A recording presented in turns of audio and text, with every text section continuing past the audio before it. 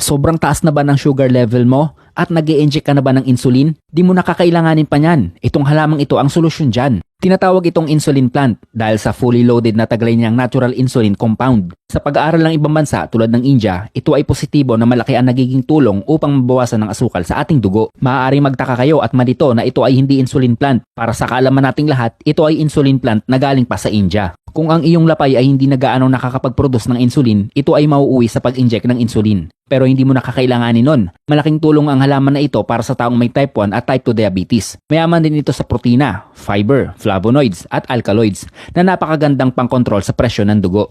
Maganda din ito sa ating pantog dahil mapapadalas ang iyong pag-ihi na siyang naglalabas ng kemikal mula sa loob ng ating katawan. Nagpapalakas ng immune system. Kung may problema ang iyong katawan or mga abnormalities ay nanonormalize niya at naaayos niya ito. Pwede mong kainin lang ang dahon, hugasan lang mabuti. 2 dahon sa umaga, 2 dahon sa tanghali at 2 dahon bago matulog para sa taong may type 1 at type 2 diabetes. Mainam din sundin ang nasa video. Hayaan tumulo ang katas ng isang araw saka ito kunin at inumin. Pwede din naman gawing tsaa. Kumuha ng 8 dahon, pakuluan sa 1 litrong tubig sa loob ng 5 minuto. Ubusin ang tubig sa loob ng 1 araw. Kung sobrang taas na ng iyong blood sugar, mas mainam gawin ang nasa video. Basta diskartehan nyo na lang kung paano hindi siya pasukin ng insekto or pwedeng pumasok sa kanya. Kung nagustuhan nyo po ang ating video, pakishare naman po para sa kaalaman ng iba. At yan ay 1 minutong dagdag kaalaman galing sa isang magsasaka.